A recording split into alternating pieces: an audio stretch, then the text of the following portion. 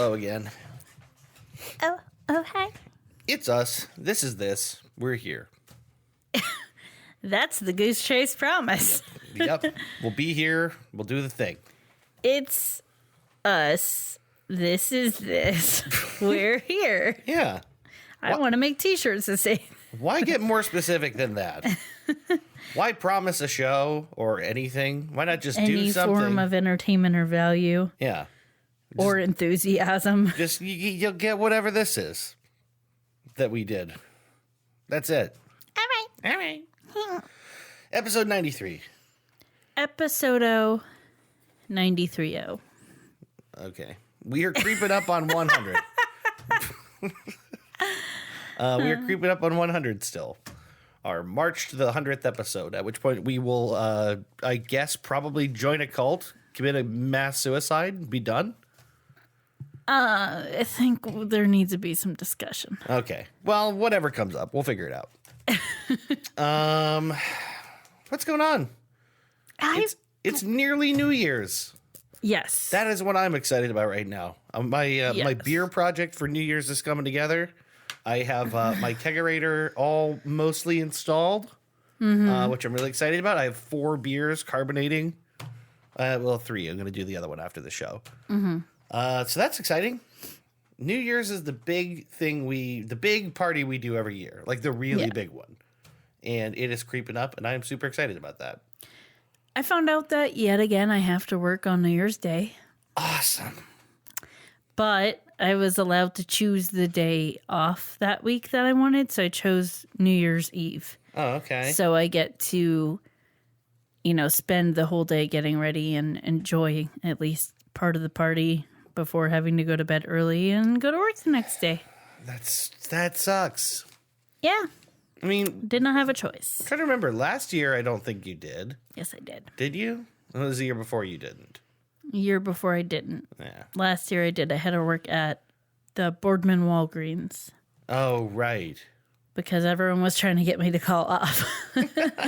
Oh, that's right. And I was like, if I woke up feeling like death, I was going to. Yeah. And I woke up and I felt okay. And I was like, fuck. Yeah, right. But I can't do that. I have to go to work. Yeah. Well, it's okay. Just have to, you don't have to work like bright and early, do you? I think I'm going to have to work from 9 to 6. So it's not as bad as it could be. It's pretty early. It's pretty early when you have been experiencing one of our parties. Yeah, right. At 9 a.m. on New Year's Day, I'm usually just asleep for 3 hours. So here's the plan. I start drinking early. I'm really early. I'm like real drunk when everyone gets there. I'm like way ahead of everybody else to the extent that like they make themselves sick trying to catch up to me. When people worry about you a little bit because it's like, wow, it's like 6 o'clock and she's like hammered. She's done. But I'm still cooking. I'm like making everything totally soused by myself. Yeah, you're running around doing like a drunk Julia Child. Yeah. So Julia Child? I don't think she was a drinker. She wasn't? I don't think she was. I don't know. It seemed like she could have been. I'm not saying that she was. I'm just saying I wouldn't doubt it if she liked a little nip of the sherry every now and then. Yeah, I don't know. Not in a judgmental way. Just like she was pretty free-spirited and, I don't know if that's... I'm looking to you for confirmation. Let us not speculate about Julia Child's possible alcoholism. I'm not saying she's an alcoholic. I'm just saying that she may have liked to drink. The line keeps moving forward. Enjoy a drink every now and then. Yeah. A tablespoon of sherry for the dish, tablespoon of sherry for my gullet. Okay. Anyway, New Year's is coming up. That's very exciting. Yes. I don't know. It feels like there's not a lot going on. It kind of feels like the rhythm of winter is settling in. Yeah. Well, you just did something exciting. What did I do? What did you literally just do before we started recording? I just talked about that. About how the kegerator is all together. Were you not listening? Do you not hear me when I speak? I just said that. Sorry. I just said. Missed that part. My defense, I'm very sleepy. Oh my god. Oh my god. Yes. To say it again, the kegerator has come along. That's pretty great. Sorry. I don't know. That is very exciting. Yeah, it is. You have that all together. You're going to have 4 kegs in there for our New Year's party. Mm-hmm. You have like a marathon beer brewing. I might have talked about that on the last one. I think you may have. But yeah, like basically like 2 days of continuous brewing, which was very productive, super cool. Excited about that. Me too. But yeah, it seems like the rhythms of winter are doing what they're doing, and we're settling in, and just not that much is going on. We watched The Irishman the other day. I was gonna I had that written down of things I want to talk about. I thought it was a pretty good movie. I thought it was good. Yeah, I was reading. So after I try not to like read reviews of movies before I see them for the most part. Yeah, I mean I try not to read them too much because you don't want to influence yourself. Yeah, and they're gonna give things away I might want to figure out while I'm watching the movie. Right. But it seems like most people have been favorable to it, and then there's the people who don't like it, who are like, "You're all crazy. This movie's boring." And just accusing basically everyone of being sort of sellouts who don't want to be the only people to say the movie's boring. I genuinely liked it. Like, I have a really hard time just watching a movie, especially one that long. So I kind of like played around on my phone, but I still paid attention and I really enjoyed it. Yeah, I think it's as good as anything. The thing was, I thought it was a really interesting movie. Yeah. And I actually want to watch it again because I feel like there's stuff that will make more sense because they kind of jump around in time. Right. A little bit. Yeah. So once you know where certain like subplots are going, then the things that happen start in them clicking into place towards the end of the movie. And it was really exciting when that happened. But if I would have really known that the first time I watched it, there's things I would have paid better attention to. Yeah, I think me too. But yeah, I was talking to someone at work about it, asked if they'd seen it, and they said they watched it and that they didn't like it. And I was like, what? I thought it was really good. And basically they said it was too long. And I was like, well, that's different than being bad. Yeah. I mean, if a movie's too long, whatever. But like basically, if you just like can't do a 3-hour-long movie, I get that. But it doesn't mean the movie's bad. It's just like not your cup of tea. Yeah. Like if you get a problem with that, fine. But like it's not the movie's. It's not necessarily a critique of the movie. The thing is, I didn't think that it was a long movie objectively. Yeah.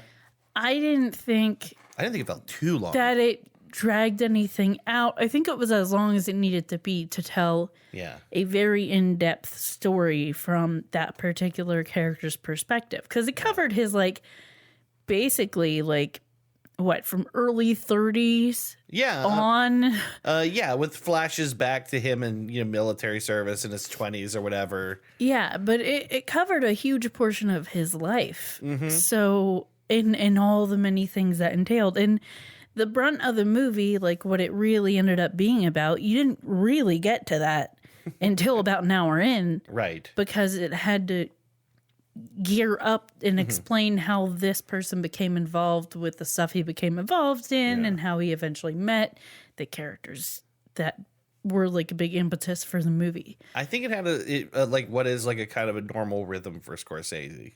That first hour thing. That's important to say. It's a Scorsese movie. Yeah. And he first of all, a lot of his movies, not all of them, but a lot of them are a bit longer, and they do sort of meander their way into the story sometimes. You might spend a lot of time on a character when they're a nobody. And that's cool. I mean, like, I think that's probably also core a bit to his philosophy of like, what the movies are really good at is slice of life-y. Yeah. I mean, not quite as much of, it's not a slice of life movie entirely, but he does like to like, he brings us in on characters in like really normal lives. Yeah, immerse you in that character's life. Yeah. So you're like experiencing things that, you're right, might not be super important. Yeah. But give you a better understanding of like what is happening in the day-to-day, or like what this person would experience and feel. It's the base that makes up the soup.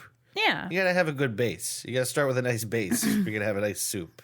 That's a soup What's story. that hand motion This is you're me doing? squeezing soup. I don't know what I'm doing Squeezing soup. It looks like you're groping testicles. here. No, this is just me appreciating the base of a good soup. I don't like that.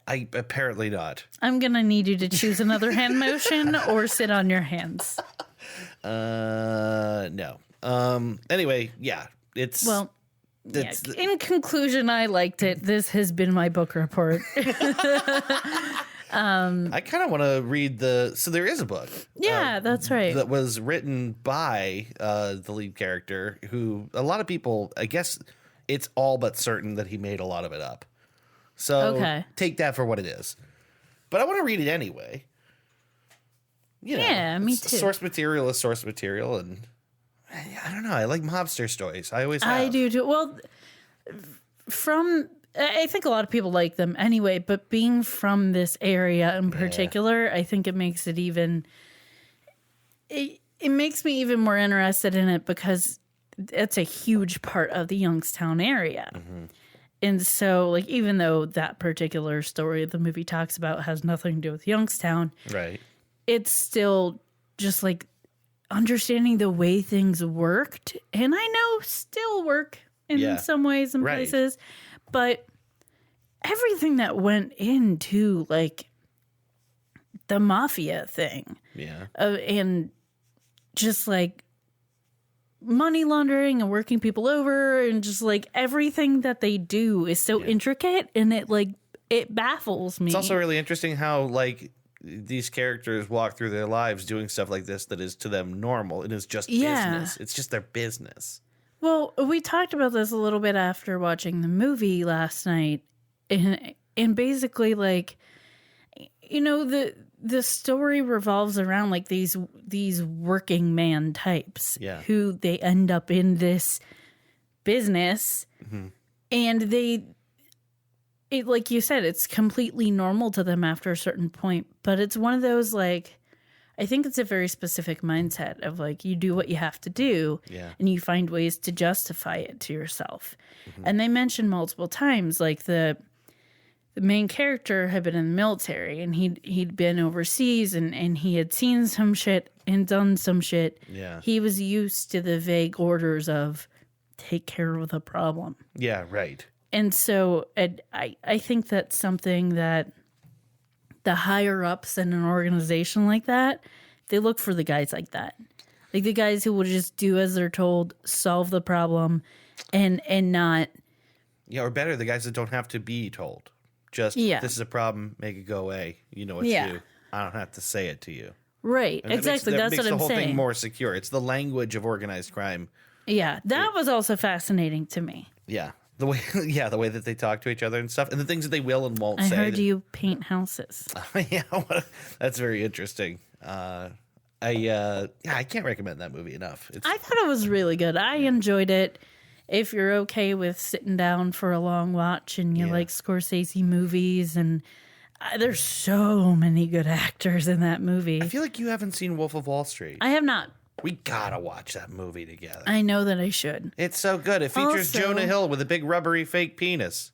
Great. Yeah. That's always awesome. what I've wanted. I know that's all I had to say. Yeah, really selling point. I've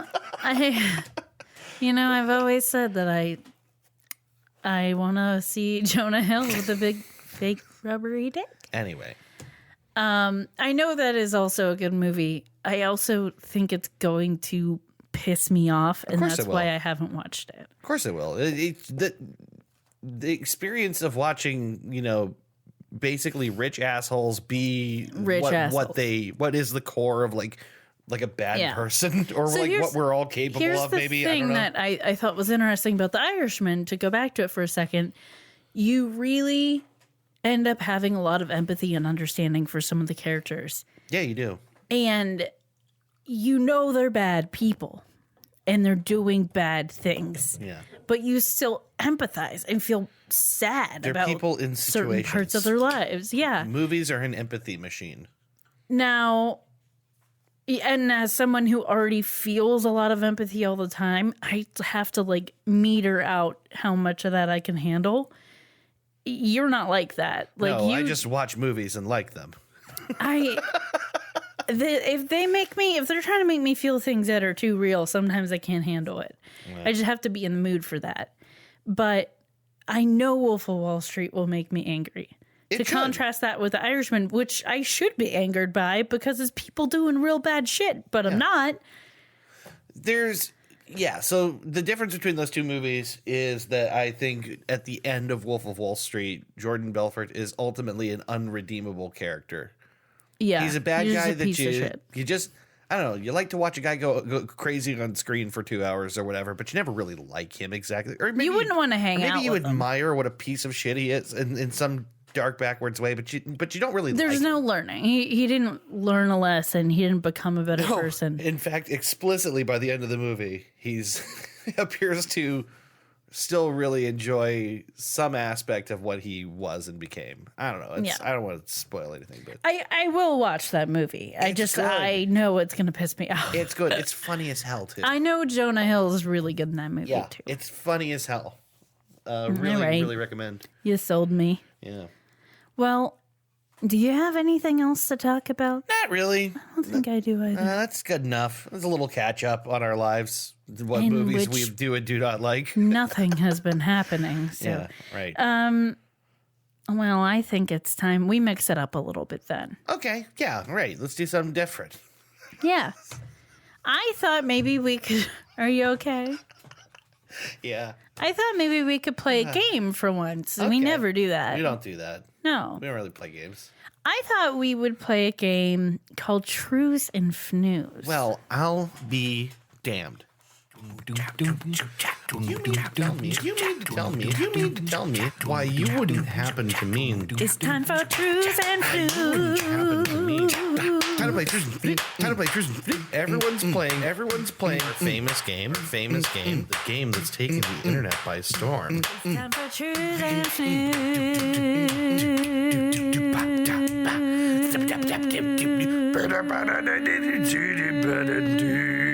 A Merv Griffin production. What is Trues and Fnews exactly? First of all, you said damned. This is not a swearing podcast. Family podcast, I'm sorry. Yes. I need you to say it properly. I need you to say, I'll be gold durned. No. Well, I'll be... Gummed. What do you always say? I know, I'll be dipped. Thank you. That's all I wanted out of you. All right. And now that we cleared that right up. Yeah, tell me what this game is that I've never heard of before. Trues and Fnews is a game, a real fun game, an internet game in which I will tell you 3 news headlines. 2 of them are false, also known as the Fnews. 1 is true, also known as the Trues, and you got to tell me which is the Trues. That sounded good. You gesturing at me with this pen. I was like stabbing at you with the pen. I was ignoring your eyebrow waggos. Waggos? Your eyebrow waggos. I was doing eyebrow waggos. You're also like, you look like is wrong with my mouth? You're fencing. You're like waving this pen at me. I had to do something to make me focus so I didn't get distracted by you. I'm just sitting here waggoing after all. Waggoing. Yeah, all right. I'll play this game. I'll try. I'm scared. Gosh, I don't even know a thing about it, but oh boy. I don't know what just happened to you, but I'm going to push on forward. I never heard of no Trues or Fnews. Oh, God. Before. All right. Well, the first headline. Okay. Buckaroo. Mm-hmm. that reaction. All right. First one. 61-year-old zip tie sculpture cut apart to free 9-year-old boy who was entangled in the Memphis, Tennessee tourist attraction. Oh. That feels real. Just instinctively, that feels real. All right. All right. All right. Cybersecurity professionals warn that the government can use Harmony AI-enabled real dolls to spy on doll owners. Oh, boy. That also is almost definitely true. So I don't know. All right. Thirdly, police issue update on latex-clad gimp terrorizing sleepy Somerset Village. Okay, so let's see. This is zip ties, latex gimp, and people caught up in zip ties. What's going on in your head? What? You said zip ties, latex gimp, and zip ties. Oh, No, I thought I meant to say sex dolls and latex gimp and zip ties. What's going on with your head? I don't know. 'Tis the season? Mm-hmm. Yeah, sure. Let's say it is. Do you want to recap? Yes, I do. 61-year-old zip tie sculpture cut apart to free 9-year-old who was entangled in the Memphis, Tennessee tourist attraction. Okay. Cybersecurity professionals warn that the government can use Harmony AI-enabled real dolls to spy on doll owners. Okay. And police issue update on latex-clad gimp terrorizing sleepy Somerset Village. Okay. Somehow the second time you read that was a lot funnier. It's just, I can imagine like a dude in basically like his belly out and leather everywhere else running around going, "Rah!" Go inside. He's coming down the street. He has to unzip his mouth and be like, "Ah!" and then zip it shut again. Sorry. Wow. Okay. This is kind of tricky. This is very tricky. Oh boy. So sometimes the truth is the most believable, realistic thing. Mm-hmm. Sometimes it is not. Mm-hmm. I'm not sure which time this is. Mm-hmm. Ah, boy. I really want it to be number 3, but I think it's actually number 2. Final answer. Okay, so the cybersecurity. Yes. You're wrong. You're wrong. Okay, please tell me it's Gimp Man terrorizing town. It is. Yes! Oh, I don't even care that I'm wrong. My heart is so overjoyed. So there's actually not too much to How this is there story. not too much? How is there not too much? Basically, in the village of Somerset, there have been reports of England? a guy in a latex, all black latex outfit with a black gimp mask on. And it says terrorizing people, but it does not specify what he's been doing. So I don't know if he's just like approaching people and not saying anything, or if he's like, I would imagine if he was like physically assaulting people, it would have said like assaulting people. Yeah. So I think he's just like popping up out of nowhere and kind of maybe following people a little bit, but never actually does anything. Yeah. So basically, at one point, they thought they had a couple suspects. They arrested on like some lewd behavior reports or something. They thought they might be involved. They later released them. They didn't press any charges. They were free to go. And nothing has happened. I think the last report was in July.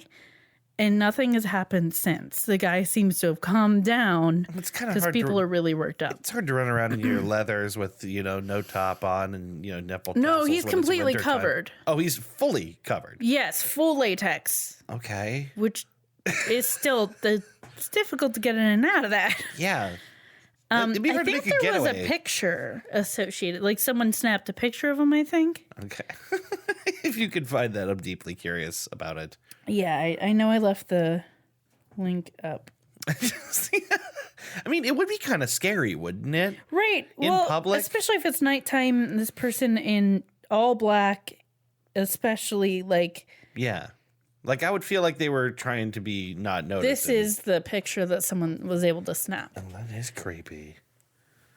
Especially, that's really creepy. It's in like motion, so it's even creepier because it's like I don't like a fuzzy picture. But can I tell someone else's story? It's a David Cross story. Oh, sure. Can I tell this? Yeah. So I guess. I mean, I don't care. It's related to this a bit, which is that he had this idea that he wanted to do on a plane. He had this plan, and the plan was that he was going to bring in his carry-on luggage like a full leather gimp mask with like the zipper up mouth and everything, right? And wear it at some point, put it on the plane, right? And then when people inevitably started to comment on it and like like send a stewardess over or whatever to sir, I'm sorry, You're making people uncomfortable. Yeah, the plan was to unzip it and go, do you mind? This is my sleep mask.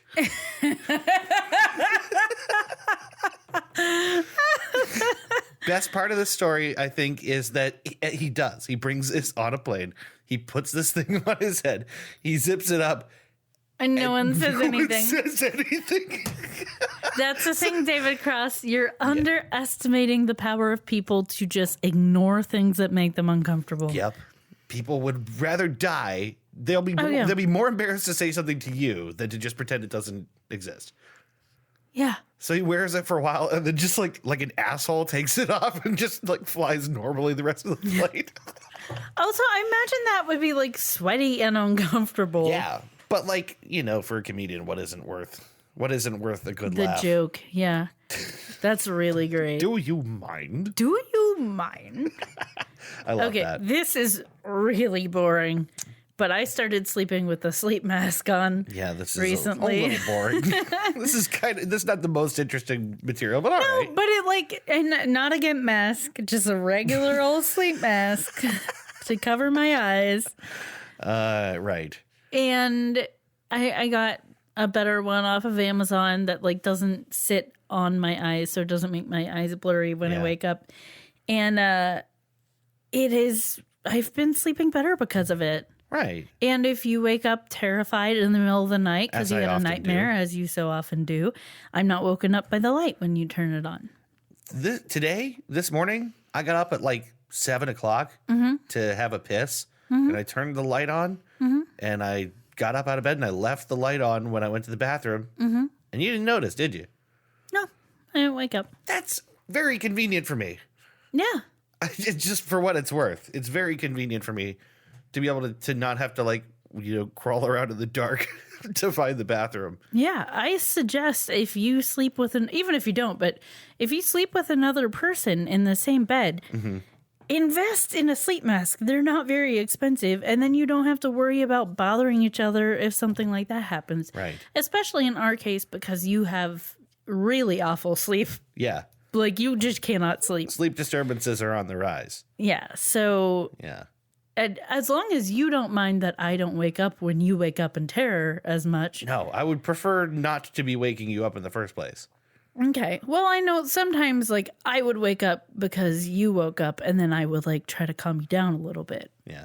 And I feel bad that I'm not able to do that because I don't even wake up. No, this is not a thing that you should be doing. It's fine. Okay. I will get over it. I wouldn't say my sleep has vastly improved because I'm still kind of a light sleeper and just I just go to bed too late is really what it is. Yeah, but we always do. It does feel like I'm getting better sleep because of it. And it's amazing to me that I just don't wake up when you have to get up. Yeah. It's great. Very I used to wake up convenient. several times a night because you moved or turned a light on or had to get up and go to the bathroom. And I wonder if just something about the pitch black makes all I the love other the pitch other black. things less disturbing too. I think that may be part of it. It's letting me get into deeper sleep. So Yeah. I'm able to ignore everything else.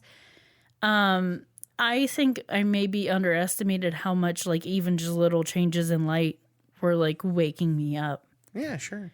But See that? it's great. I like it. I know it's boring. But Awesome. shut up. No, that's But it's cool. good. It makes me sleep better and I'm happy. I'm glad too. Yeah. Yeah. Yeah. Should we take a break?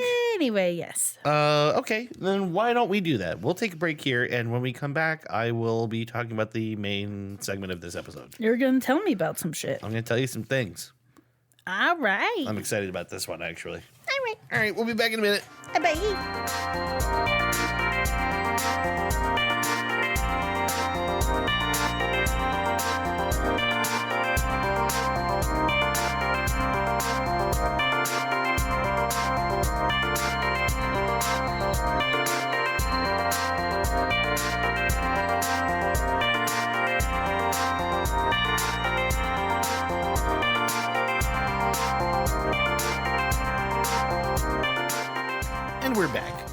And we're back. I have had my phone charging for like an hour and a half, and it is just barely at like 50%. What was it? In full disclosure, I took it off the charger for a few minutes upstairs. Oh my God. I had to plug my phone in because it was dying, and my phone is currently on 9%. But mine was plugged in because it's dead. Well, yours was at 35% Okay. at that time, and also I knew you would take the charger down here with you. That's a slow charger. It's not the fast charger that our phones rely on. We should really get some fast chargers. Okay. Yeah. It's like get your whole phone charged in like 40 minutes or something like that. Know what might also help? Huh. Getting new fucking phones. Yeah. Thing is, okay, I was thinking about this today. I don't want a new phone. I really like my Pixel. It's the first generation Pixel that we both have. They're aging out. I love it. I love It's it. aging out. Yeah, but I don't want another The battery one. fucking sucks. It's like a $900 phone. Like, what bullshit is it? Like, why do we live in a world where phones I know. are $900, $1,000, $1,200? Because it's not just a phone, it's a tiny computer. It's your whole life in a box anymore. Like, God, do I hate these damn things. It's my life in a box. I really like, It's my life in a box, baby. I want to go to the like alternate future where we still have to sit down at computers. I really do. That's Well, not you important. have fun there. Leave me here, please. Thank you. So are you ready to talk about the episode? Yeah. Okay. All right. Wait. No, yeah, I'm ready. Okay, good. So I'm going to start before I introduce the topic. I want to say that You love me. I do. Oh, Oh, I'm pretty. shut up. All right, carry on. All right. So a while back, I watched a documentary that I think I might have talked about on this show or just in life. I don't remember anymore. The lines are so blurry. It's so blurred. But I watched a documentary that was about the subject of digital amnesia, which is this idea that we're creating all this data with what we do with computers and stuff and the content that people create on them and Please, our David. records. Data. Yeah. Does it matter? I'm just being a dick. Okay. Well, I'm going to go with data until someone makes me stop. But basically, we're making more than we can save. And that's it's demonstrably observable. Like we are losing stuff, right? Yeah. Even the big archivers, the people who are like trying to preserve all of this information, still lose stuff. Mm-hmm. It's just a problem we have. Like we create stuff faster than we can save it. We don't necessarily know and it's we valuable rely until it's so gone. heavily on it now Yeah.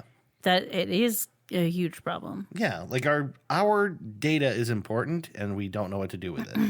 I've witnessed this on like a micro level, like a personal level of like, Yeah. I don't take many pictures anymore on my phone because I'll lose them. I know they're in the cloud, but gaining access to the specific one I want is such a pain in the dick Yeah. that it's like, unless I'm going to go out and get them printed or something or archive them in some way that's easier to access, which I'm not going to do because I'm a lazy fuck, then it's not worth it for me to like document a bunch of shit with pictures because I'm never going to find it again. Yeah. See, my solution is the opposite though. I throw everything out in the cloud and I don't ever worry about it. And if I need to find it, sometimes you can just search by words with Google. So it could be like, True. if I search for like dogs, I get every dog I ever photographed. Like, Yeah. That is one nice feature is like it does. If I'm looking for a specific dog picture, which let's face it, I usually am. right. I can go in the dogs folder and it's a little easier to sort through. But also, I take a lot of pictures of Like, dogs. you've got to have 1,000 pictures of Bo. So many dog Easily. pictures, so many boba pictures, and they all look basically the same. Yeah, right. Like, there's no way to type into Google that one time where he did that thing where he was laying funny and his paw looked like he was begging for something. Like, there's no way to Google that. Yeah. But anyway, what I want to talk about this week is, this is just in the spirit of talking about archivists and people who record things and people who log things.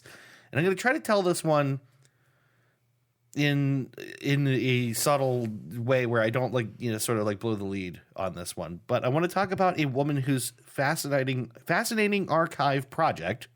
I know what you're talking about. Took years and years, keeping her busy for a huge amount of her life, and is only now today being reviewed and revisited by other archivists. Okay, maybe not.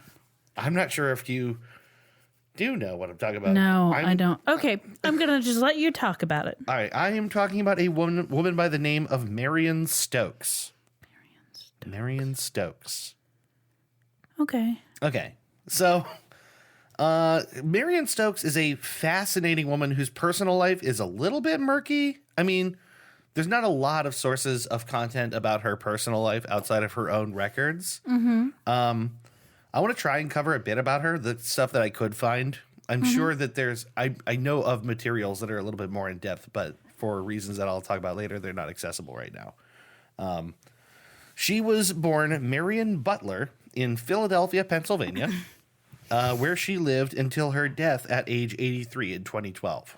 Oh, I thought you were going to say until some people started making trouble in the neighborhood. Yeah, right. And then she had to put on a cape and stuff, and it was...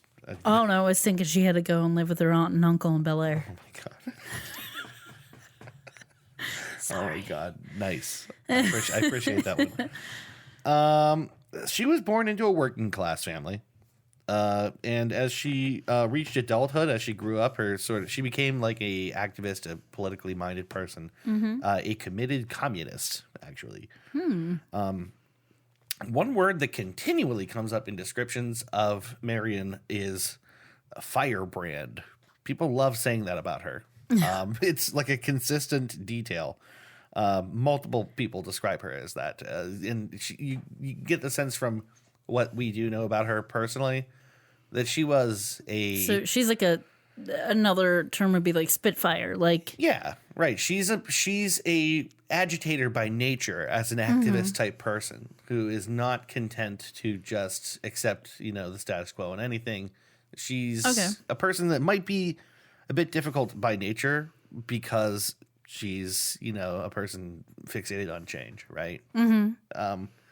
She actually tried to relocate her family to Cuba in the 1960s. That's exactly how much of a communist that she was.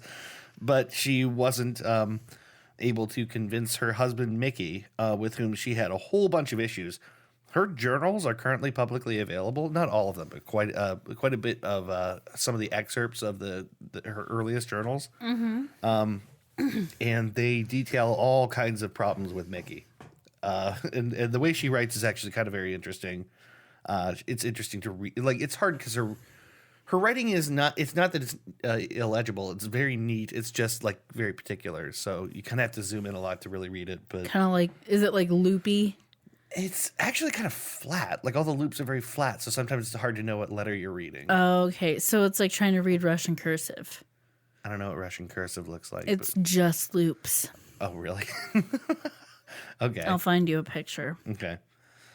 She gripes about her husband in her journal, saying that she just doesn't care for his emotional dependence on Marlboro Reds. He's indecisive and will vacillate wildly on the things he thinks, or would have a tendency to fall into interests only then to turn around and be completely uninterested in those interests. Okay, here's the thing. I get all of those complaints. Yeah. She's just describing a human. Well, yeah. And as someone who, I get those complaints because I've had those complaints about people. And it took me a long time to realize that most people are like that to some degree. And some more so than others. And it can be very aggravating if you're not like that or try not to be like that. Yeah. But, people change their minds. Yeah. And you have to let that go. And, not everyone is going to be as decisive as you, and you have to let that go. Yeah. And, no, yeah, most people... I empathize with those complaints, but that gives me a really solid understanding of the type of person she was. Yeah. I mean, actually, when you put it that way, I don't think it would be unfair to characterize her at this time as a person with a certain set of ideals or, ways that people ought to be, and is frustrated when people don't conform to that, failing to acknowledge that people are just kind of people. That's Russian cursive? That's bullshit. I cannot read that. I cannot read that. I mean, well, so we don't know. Right, but, but I can't see letters in that. Right. That's crazy. Wow. Okay. So, during this time, she was a librarian. She was deeply concerned with politics. She was an activist. It led to her being seen as sort of like an oddball local celebrity almost. Mm-hmm. And maybe not the friendliest person, but definitely someone that people took an interest in. Mm-hmm. She has been described as fiercely intellectual. And her journal writings reveal that she was very concerned with the kind of things she was working on. It could be seen. I mean, like, really, when you picture like a driven 60s feminist young woman, like you can kind of, I mean, she's a lot of what you might expect. Mm-hmm. And she was ambitious and she wanted a real partner to help her with what she saw as her work, and she just did not find that in her first marriage. Yeah. Super obvious that was not going to work out. So at some point she divorced her husband, Mickey, and remarried to a man named John Stokes. Now, John Stokes, I looked in his obituary for some details. He was described as an engineer and a one-time conscientious objector to World War II. Mm-hmm. Their marriage was, I don't want to say controversial, but it was bold. It was an interracial marriage in the 60s, which was like a statement then, right? Mm-hmm. He's a wealthy white guy and she's a working class black woman.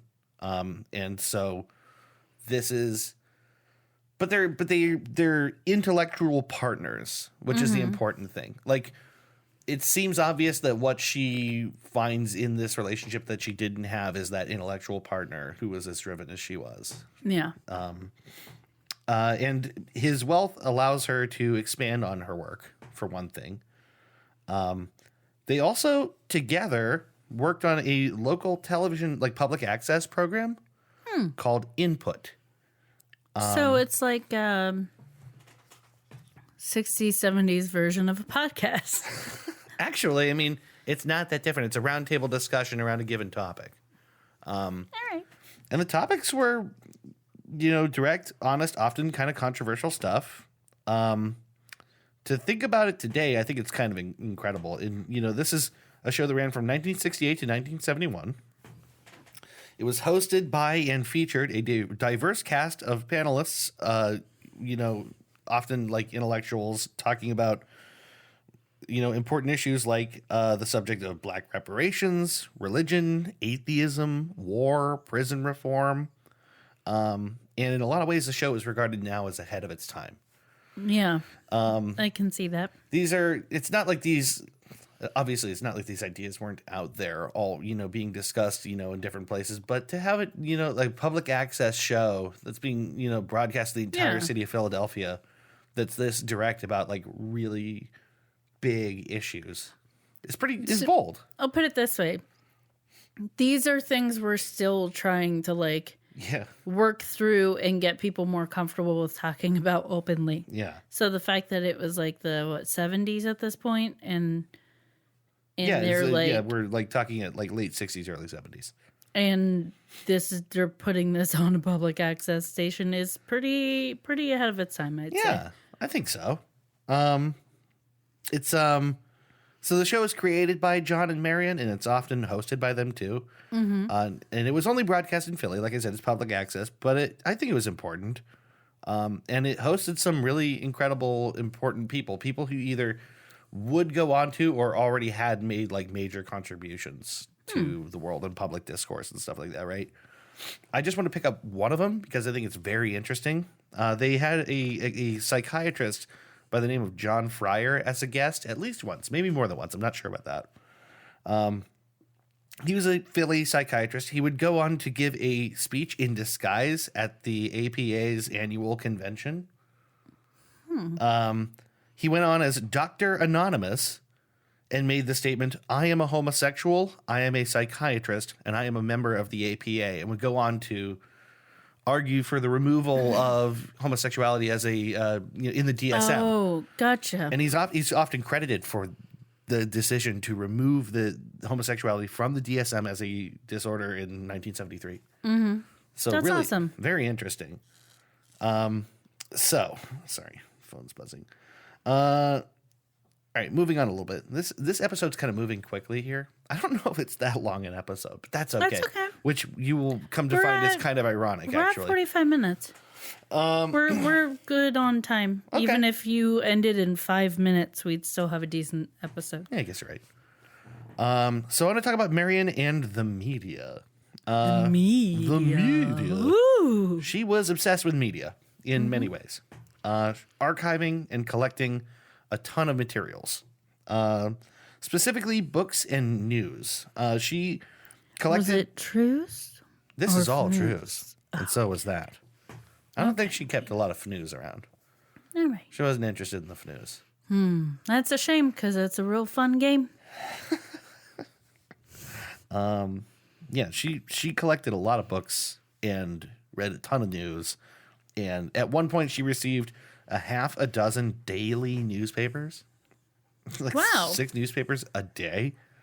And 100 to So 150. not an environmentalist. No. As you will see, I don't think she really cared about that stuff because she also received 100 to 150 monthly magazines.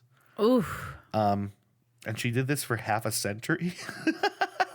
So and then she accumulated between 30 and 40,000 books. I mean, she just like really collected stuff. And this is where I divert a bit to say you can ask at some point how much of this is collecting and archiving and how much of this is hoarding. Yeah. I think some people have raised that question. I know some people have raised that question. And they try to make some distinctions about it. And I think that she was collecting these things for good reasons. Like reasons that made sense that weren't just compulsive collecting. But I don't know. There might have been a tinge to that. There might have been something in there, you know. I recognize something in her characteristics that reminds me of other people I know who have those kind of tendencies. Yeah. And it just feels very familiar to me. And I relate to it personally too. I try very hard not to hoard things because I know that. Yeah. No, I have to consciously go around the fence and just throw stuff out to stop from doing that. It's a tendency I definitely have, so I try hard not to do that. But I relate to her in a lot of ways. I don't think I'm as strong of a personality as she is, but I relate to a lot of the things that, like this, like wanting to collect and catalog and preserve.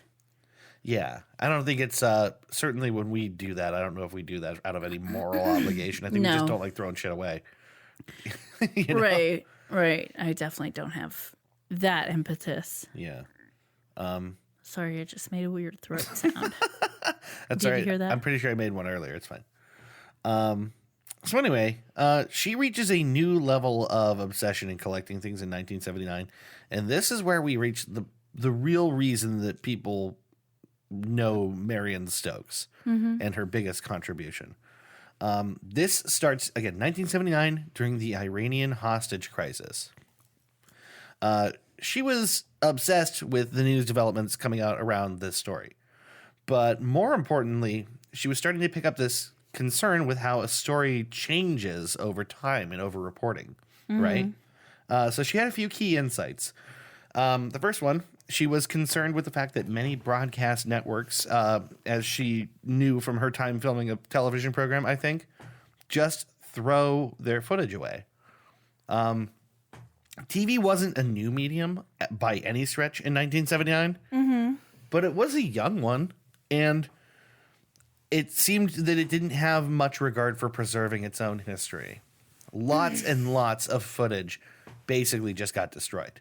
Yeah. You know, if it wasn't whatever got edited out, probably kept the final copy, but whatever was. Even the final copies they didn't always keep. Ooh. The stuff that, like, you know, you're filming live TV, you're producing this stuff. Sometimes they didn't even keep it, or they keep it for a bit and throw it away. There's so much that didn't stick around. It had to be noteworthy to be kept, and most every day isn't really noteworthy. Yeah. You know, so it's like reasonable for people to go, whatever, throw in the trash. But there might be something in there that nobody knows is important yet. And this is something that she was concerned with, right? And also that TV coverage, like I said, has a tendency to develop as stories develop, which means that stories form in real time and change in real time. And she recognized that for a medium that isn't as important and as intimate and influential as TV is, as much as we depend on it, it might be that we were being presented with a lot of misinterpretations that aren't good for like keeping an overall record of fact. Right? So during the Iranian hostage crisis, she starts recording live TV. She's like recording around the clock the coverage of these stories, right? Here's the other thing. The next year, CNN goes live. So for the first time, there's actually 24-hour news coverage. These things coincide at what I think ends up being a very advantageous. It just so happens she's becoming obsessed with this around the time the 24-hour news develops. Yeah. So there's something for her to be capturing 24 hours. Yes. From this point on, she doesn't stop continuously recording television coverage for the rest of her life. Oh. So this becomes her largest and most powerful legacy. The biggest thing that she lives to the world is news recording on VHS tapes 24/7 on what was eventually 8 separate VCR machines all over her house. Oh my God, that's so expensive. She had money to burn. And it was important to her. And I understand why, but yeah, it was. You don't even know. I can't wait. I didn't want to spoil this. So here we are. Some obsession level shit. And not that it, like, I understand why. Yeah. It's understandable, but there's a reason only one person is known for doing this. Yes, it's not. You're right. Yeah, some people obsessively record stuff like this. No one has ever contributed a collection like she did, ever. Maybe never will. Probably never will. Well, at least not via VHS. Right now, we have all these different means of capturing this stuff. Oh, real quick, this has nothing to do with that, but I just heard that Mariah Carey re-released her like Christmas single on tape cassette. Okay. And I don't know. Something about that's great. I think even the new Kanye album was on tape. I could be wrong. I think people are doing that now. There's just something about Mariah Carey being like, nah, bitches. Re-releasing it, tape cassette. You know? I don't know. I wonder what it would be like to listen to new music on tape now. Not good. It wasn't good. It wasn't better than what we do now. No. But there's something to be said about the character of it. It's different. It's its own thing. It doesn't sound good, but it's not like vinyl. No.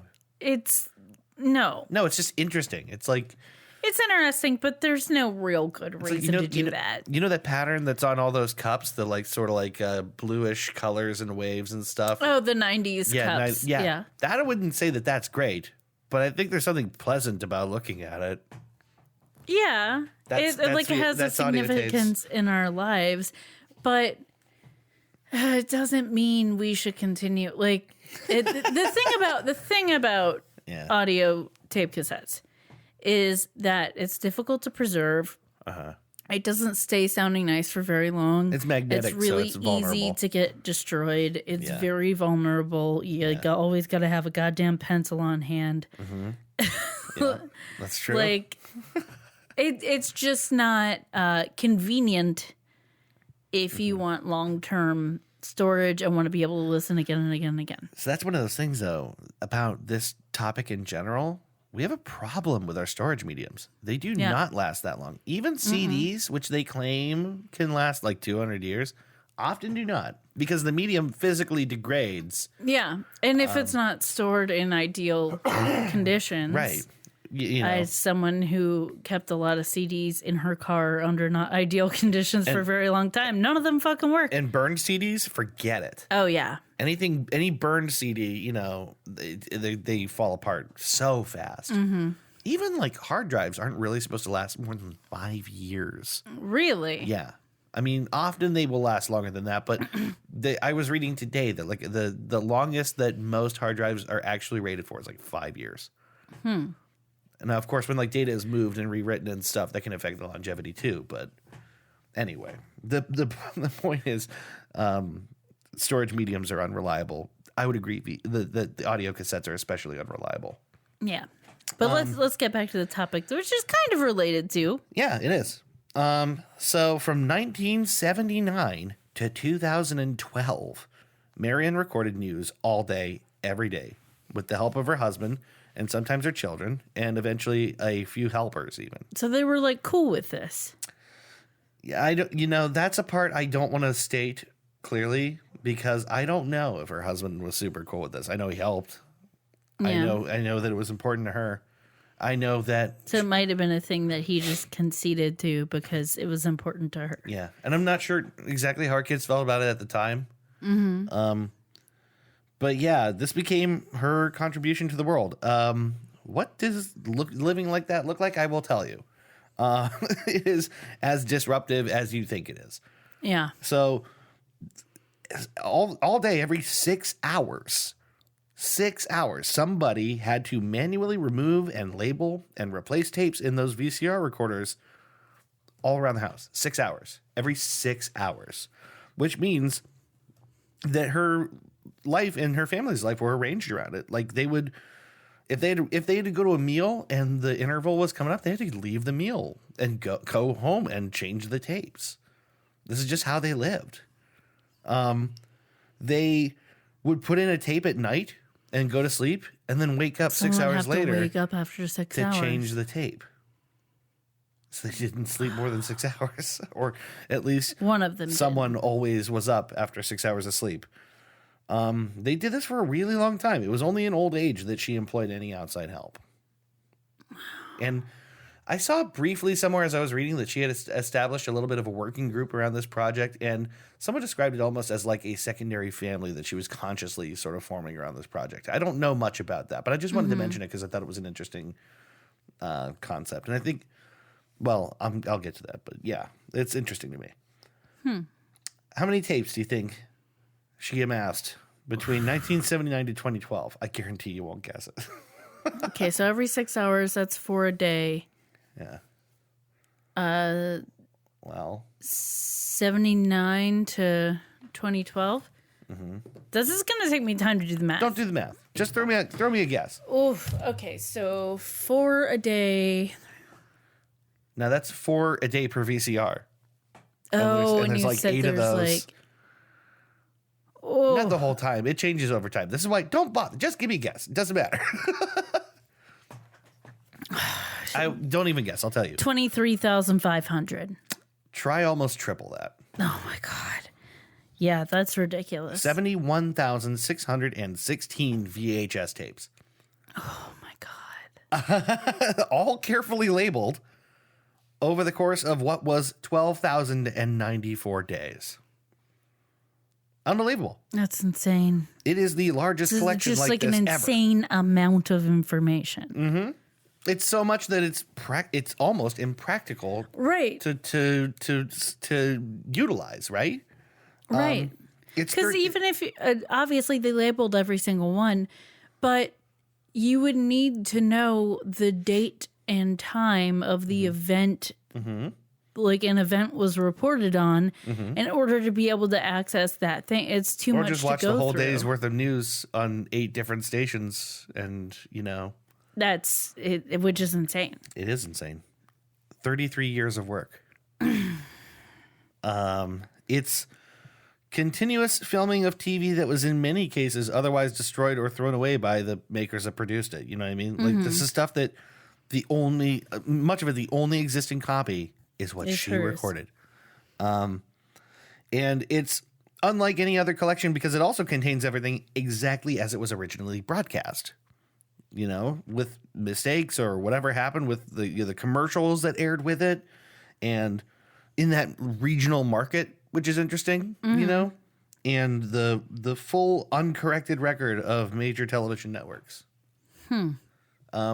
A lot of this stuff, I feel like when we get to look back at like what was on TV, they have the opportunity to edit it and clean stuff up and present it as they want to. Yeah. This is an unchallengeable record of what actually broadcast on TV. That's really interesting to me. So she recorded Fox and MSNBC and CNN and C-SPAN and CNBC and more. Because of her immense wealth, how's this for an idea? She was able to rent apartment buildings just to put tapes in. Apartment buildings? Apartments, but there were multiple apartments. Wait, how was she so wealthy again? Was that because of her husband? Husband's well. He's an engineer, right? He was an engineer, and I think he was born into money as well. He had a privileged childhood, Okay. But yeah, almost definitely did. So there was She's never lots heard of money of to play with. storage units? Well, the thing is, they're VHS tapes. They can't get Be real hot in a cold. box. Or hot, yeah. You don't want them to melt, so you put them in a climate-controlled environment. Wow. A place that's not always humid or cold or hot or whatever. All these different things that can destroy tapes. You got to put them in a space as, unaffected by continuously changing climates as you would want to live in. So apartment makes sense. So God, I think I scrolled back a bunch. Yeah. She continued doing this all the way up until her death in 2012. Some of the last recorded footage in her archive is from the Sandy Hook incident. It's basically where it wrapped up. So anyway, let's move on to after her death. She left this whole collection to her son, Michael. And her only instruction was to donate it to a charity of his choice. And I think he made a great choice. Okay. There was a process. They vetted people. There were multiple people interested. He ultimately gave it to the Internet Archive. Okay. You know the Internet Archive probably as the Wayback Machine people, but they do all kinds of archiving and stuff. I can only imagine that group of people will want to digitize this and try to store it in a more permanent manner. That is exactly right. Which is what I was thinking of, that is going to degrade even if you keep it at the perfect temperature and all of that. It's going to degrade. Right. So digitizing it, while digital storage is also not it's not perfect. Yeah, you're way Better. more likely. I think if I remember correctly, the estimate is that there's 3.5 petabytes of data, which is 3,500 terabytes, right? That's crazy. I mean, that's crazy. That's it's a huge amount of storage. Not impossible, but just a huge amount of storage. And that's just for capturing it, sort of at its original quality or whatever is the maximum that you can really realistically pull off of VHS. The collection occupied 4 complete shipping containers, like the big shipping container on the back of a truck. Yeah. 4 of them. As well as some 50 boxes of her journals and notes. She journaled monthly, and they're 50 bankers boxes full of her journals. Wow. Right? It cost her estate $16,000 just to move that from Philadelphia to San Francisco. And it's their biggest donation ever. There's actually a picture you can see of, I can't remember who, standing in front of just pallets and pallets and pallets of Oh my things. God. Yeah, it's crazy. So, as you correctly guessed, they're attempting to digitize the collection. It was expected to take round-the-clock volunteer efforts and cost $2 million. Oof. And they're still doing it. So this was, in 2013, it was given to them. And in 2014, they confirmed they were still working on the project. And then it seems to be some silence in between. And then, middle of this year, they posted on their blog about it. Because, as I'll get into in a second, there's a documentary going around about her that is touring. Okay. And so they chose that opportunity to encourage people to go see it and to talk about the project and all that, right? None of the footage appears to be public. I had a hard time finding anything like that. There's some Super 8 footage, like her personal video that is on archive.org. What's their plan with this other than to archive it? I can tell you, so I don't know for 100% certain, but let me tell you about another thing they do that might shed some light. They have a 9/11 project that is, you can go on to their website and choose this project and look at it, and there's a timeline that goes left to right, and you scroll far right on the page. You can see the entire event of the day of September 11th and the next day and the day after that and the day after that. And they're all marked with little, like, at the top of the whole thing, little pins that say, at this time this happened, and at this time this happened. And then going vertically down the page, there's all different news networks and what they were showing on TV at that time. Okay. And you can go in and find, I mean, I looked at it, it was really kind of shocking. As you can go in and see the minute after this plane hit. Like, or 2 can you minutes watch after, the footage? Yeah, 2 minutes after the plane hit, you can look and go to one of all these different networks and click and see at exactly that moment what they were showing on TV and how long it took them to start showing the news events and news coverage and how they didn't know what it was yet. And some people weren't sure that it was even a plane and all that. I remember that day. Yeah. I think anyone that was around will never forget it. Yeah. Never forget. I mean, I remember them not knowing. Yeah. I remember being in class with TVs on and just not knowing what the hell was happening, and everyone, all the adults holding it together, but you knew they were freaking out. Oh, yeah. Which is like when you're a kid, that's the scariest really thing. Scary. Yeah, because like never before had I seen so many people who I trusted to like keep it together, know what's going on, be in charge, all just looking at each other like, what now? I think that was the scariest thing of like the looks in the hallway, like seeing the adults look at each other like. Yeah. Seeing the adults forget you were there. Yeah. And just like, I remember it was second period when I was walking into history class of all things, right? And a guy who was my teacher named Mr. Fidesky. I remember him. I had him. He was late to class. And when he came in, he said, guys. You were a freshman. Yeah. I was in the 8th grade. Or was I? You were I a was freshman. Yeah, you're right. Yeah. I was in the 8th grade. Yeah. I had him my freshman year. Okay. The next year. So, yeah, that day he came in late. He walked into the room and he said, guys, something important's going on. And he basically didn't say anything else. And he put the TV on and we all just kind of watched. And as a kid, you're like, oh, whatever. Something's on fire. People are always at war. Whatever. You just don't grasp it. You're just like, oh, yeah, bad things happen. And I've been watching, footage of bad things happen my whole life. So why is this different? Didn't really connect, for a while that like, oh, wait, this is a thing that's going to define the next decade and more. I don't think it was until I started seeing how the adults were reacting and until I was going to different classes and it was on in every class and that's all we were doing in every class. Yeah. Yeah, that I was like, class to class. This is new. There was no, I've never had anything like this happen in my life. Yeah, we're not doing any work. We're just watching TV. We never watched TV. Right. Yeah, it's almost weird that you could turn on the news on those things. Right. I didn't even know you could do that. Wow. We really have Until digressed then. into where we were on 9/11. Sorry. But no, that archiving those events is important because that's something that people who were born like a few years after us don't have that experience. Right. And hopefully they never will. But I'm not saying I want them to. Probably but will at some point. It's just human. But that's like something that can unite people for you to be able to explain what you saw and what it made you feel, for them to be able to access an archive and go, okay, at that time that my mom or dad or grandma and grandpa or whatever saw that on TV and had this like feeling or started to understand what was going on. This is what they were seeing. Right. That's important. Not even just 9/11, but anything.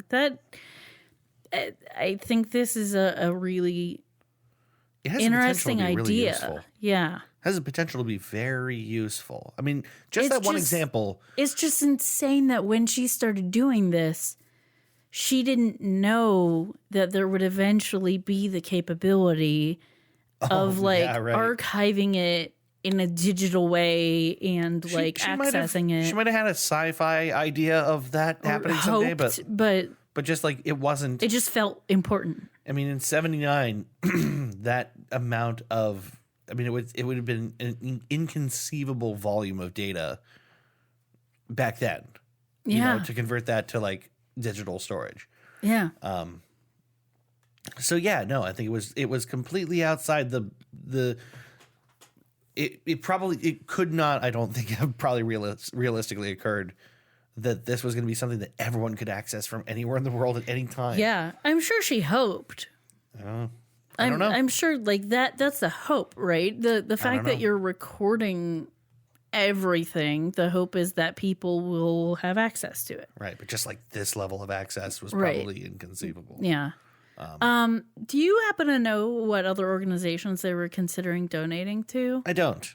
I was just curious. They weren't listed in my research, but who knows? I mean, maybe the Smithsonian or something like that. Maybe just who can. I mean, so many people would probably find some way to utilize this. Yeah. But the Internet Archive are the most likely people to make that universally accessible under a Creative Commons license. Mm-hmm. You know, I mean, it's not like sealed up in anyone's collection. So anyway, so the documentary that is coming out about her is called The Recorder by a guy named Matt Wolf. Mm-hmm. And it tells the story of her life and her work. And I suspect it's really revelatory on that because a lot of her personal life is not particularly well known. Mm-hmm. I mean, I don't know if I mentioned this. I didn't, I don't think. She basically didn't leave her house except to go to record her show and then to have a martini at her local bar. Those are the two things she left her house for most of the time. Yeah. So there's not a lot of information about her personal life available to most people except this documentary because I'm aware that Matt Wolf worked with her son, interviewed her son, and got a lot of information, like that kind of personal stuff. Mm-hmm. He also described on a panel at somewhere, I'm not sure, probably a screening or something. I think it was a screening, talking about how they worked with the archive of video to make the documentary. And he said that he was able to look at Wikipedia and be like, well, what notable things happened in 1980, whatever, right? Mm-hmm. And then go to the archivists at the Internet Archive. They were able to pull up video and find live broadcasts of stuff or, live coverage of stuff that had just happened, One of his examples he used was that in 1979, the Miss Universe stage collapsed with a bunch of the contestants on it. Mm-hmm. I didn't know about this. I tried looking on YouTube to see what happened, and all I could get is right before and right after. I can't find video of the thing actually collapsing, but she's got it, right? Wow. They were able to go through and find coverage of that stuff. Oh my God. How many things must be like that? If they are able to make all of this stuff accessible and searchable, what might we find out? And also, I'm just thinking of the potential for education, for students to use it, for reports of something that happened in the past. Mm-hmm. How was it reported on the day? How did we talk about it then? What did we know about it in that moment? That's stuff that is lost. Yeah, right. No, I mean, aside from this, you can't know that. Very except often, for that. What we are left with is the official story that congealed over time. The official story or the memory and the verbal storytelling from families.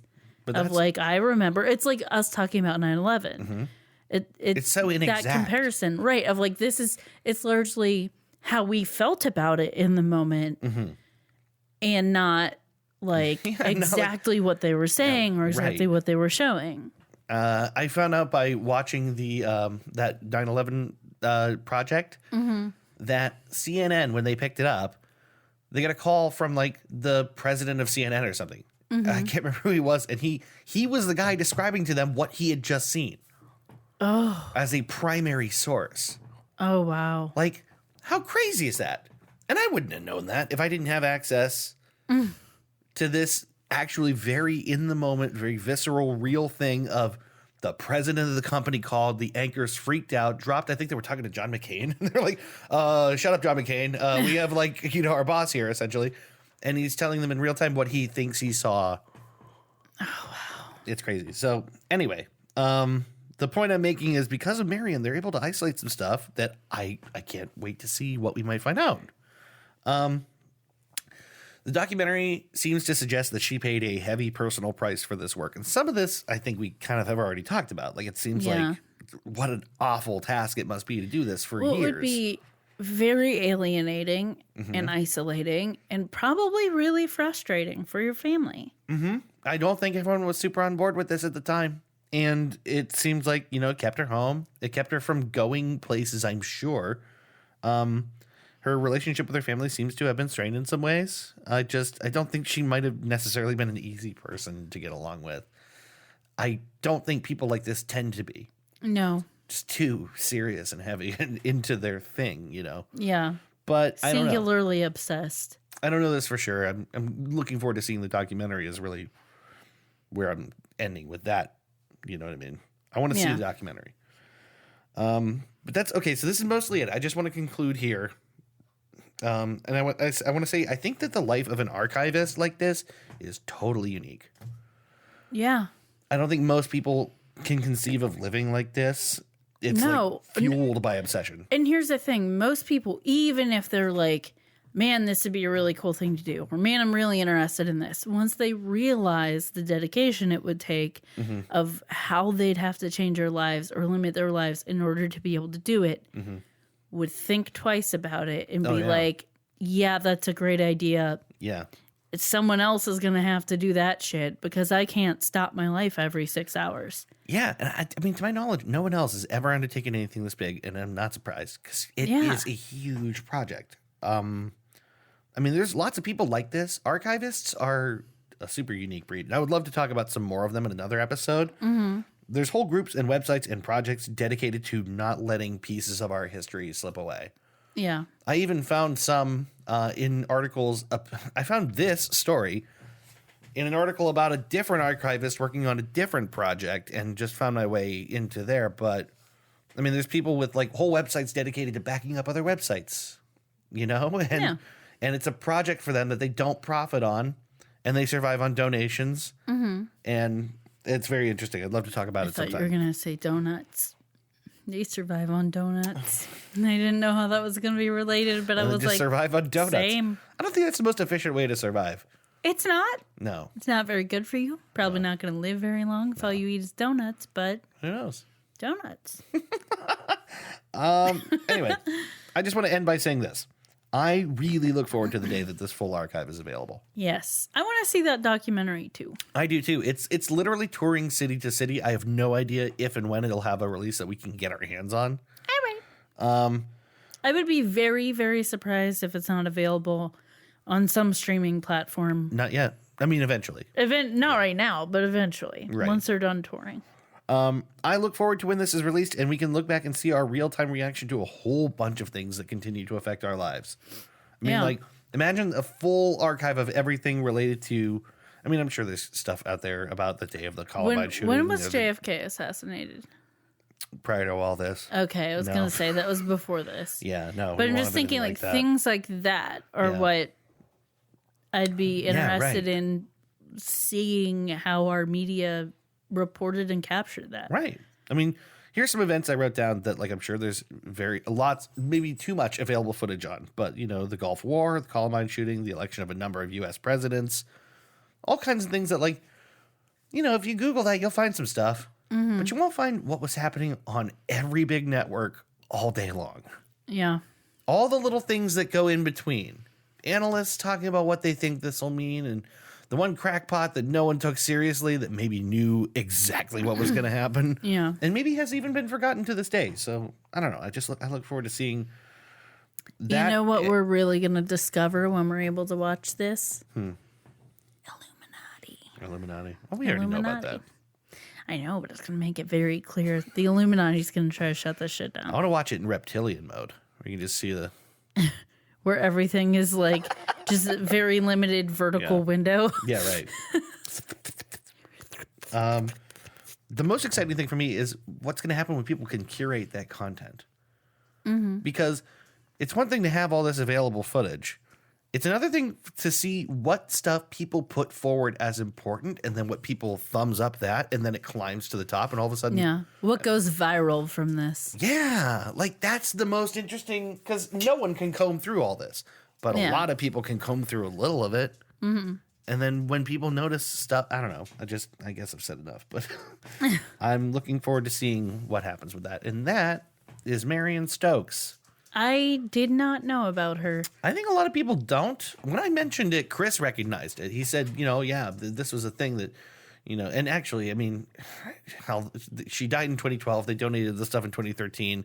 And even as recently as like 3 months ago, it was going around the news again and popular on Reddit and stuff like that. So it's not new news, but it's funny how something like that can slide under the radar. It is. It slid under my radar. And mine. Yeah. So anyway, that's it. Marion Stokes. Super cool. Recorder is the name of the documentary. The Marion Stokes Project. Keep an eye out for it. If it becomes available, I think it'll be a really good watch. And the trailer. Just watch the trailer. Trailer's cool. All right. So that's it. We done it. This is us. We're here. This is it. We done did it. That's it. We're us. We're out. It's us. This is this. We're here. Right. And now we're not. That's it. We're out. Yeah, that's it. Okay, I really want to make a t-shirt that says, it's us. This is this. We're here. And underneath it says Goose Chase. And on the back it says, that was that. We're out. See us on Cafe Press or Redbubble. I'm thinking Redbubble, but we'll see. Yeah, anyway. That's it for another episode of Goose Chase. Goose Chase, that's right. Do I get a cookie? Yeah, you do. So anyway. Ooh, I get a brownie. There's still a brownie up there. Oh, yeah, I'm going to eat that brownie. That's all yours. We'll be back hopefully next week with another episode as per usual. Thank you for listening. Keep sending us suggestions, and I guess we'll see you in another week or so for more Goose Chase. Goose Chase. See you next time. Bye. Bye-bye.